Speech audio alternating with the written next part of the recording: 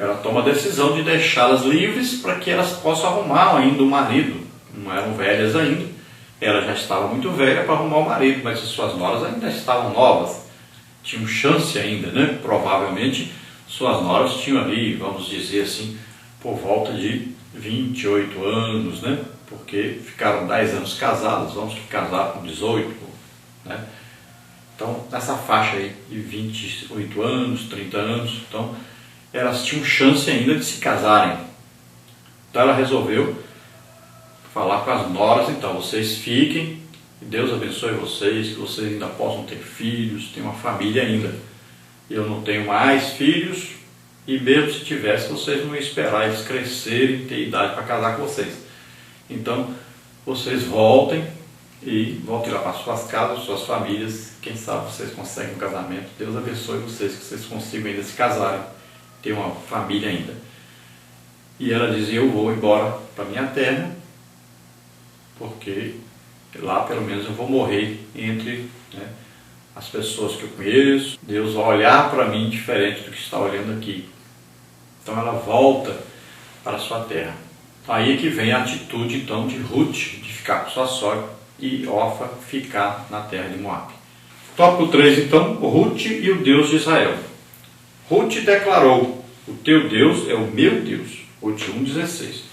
Sua sogra, embora atravessando um momento difícil, deu um excelente testemunho. A convivência com Noemi levou Ruth a ter uma experiência pessoal com Deus. Ruth se apegou à sua sogra. Tal gesto de amor e generosidade nos mostra que é possível um bom relacionamento entre noras e sogras.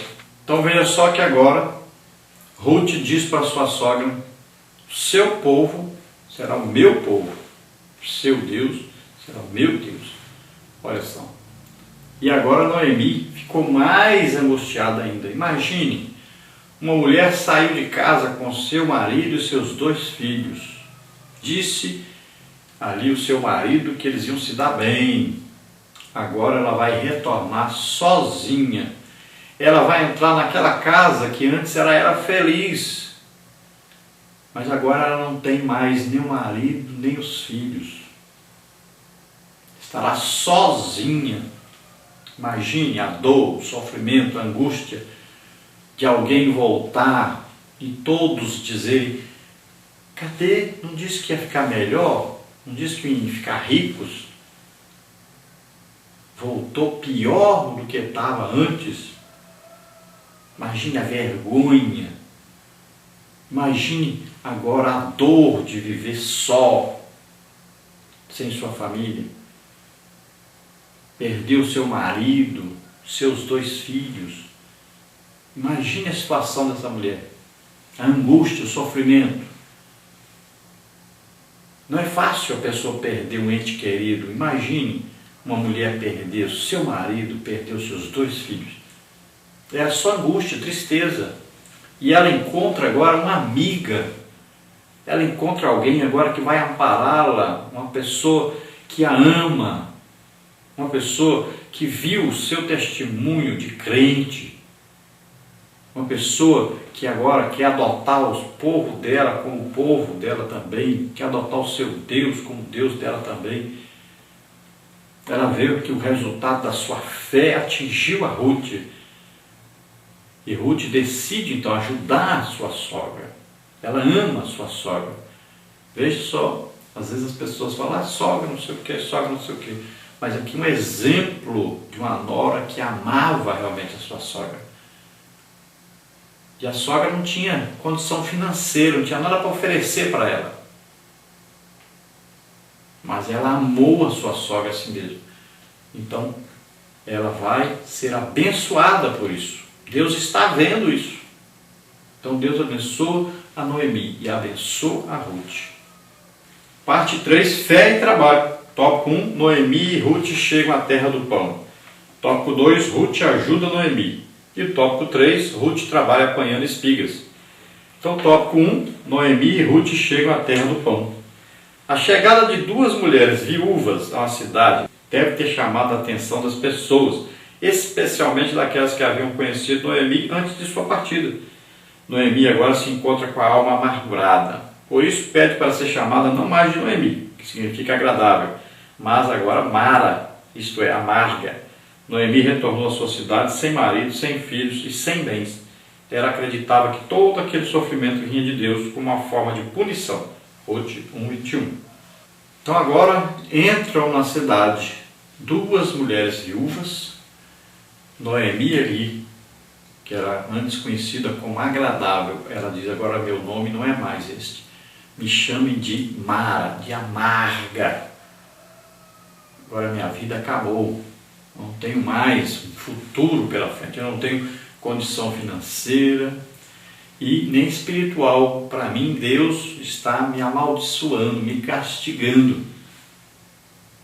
Então acabou para mim, não tem mais solução, minha vida acabou.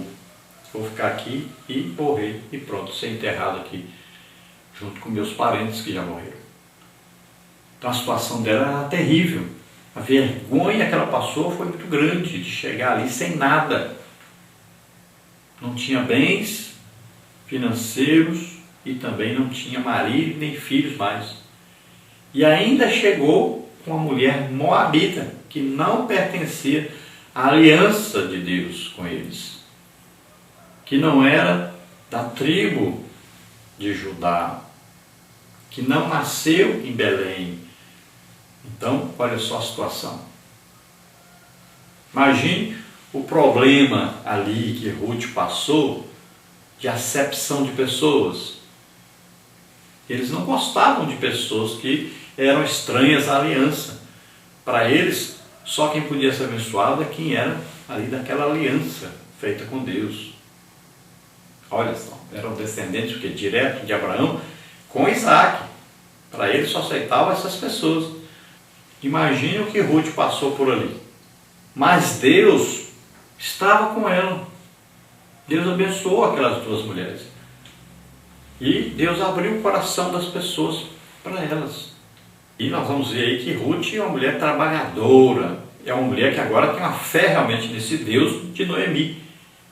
E uma mulher que vai batalhar. Ela vai buscar espigas, né, nas roças, porque era um direito dado por Deus, uma lei dada por Deus, que a pessoa que era viúva, passava necessidade, né, os órfãos também poderiam pegar ali nos cantos das roças, né, aquelas espigas que caíam no chão, eles pegavam para poder comer. Então nós vamos ver aí no tópico 2, Ruth ajuda Noemi. Elas chegaram a Belém no princípio da cega das cevadas, Ruth 1:22, ou seja, quando a colheita estava começando. Se em Moabe a situação era precária, agora em Belém havia esperança, pois havia trabalho na colheita da cevada. Vencemos as crises com a ajuda de Deus e com muito trabalho. O trabalho é bênção de Deus, pois é do nosso salário que tiramos a provisão para as nossas famílias. Então, quando elas chegaram, era a época exatamente da colheita. E havia, então, muita gente trabalhando nessa colheita. Veja só que coisa interessante. Não é que ela foi trabalhar de empregada, mas ela foi pegar o quê? O resto daqueles que estavam produzindo. Havia uma lei que dizia isso, então. Ela aproveitava aquele que caía. Olha só. Não é que ela foi ser assalariada, mas ela foi pegar o quê? O que sobrava dos trabalhadores, né? O que sobrava do dono daquela terra. E é assim que Deus conseguiu a subsistência dela e da sua sogra Noemi.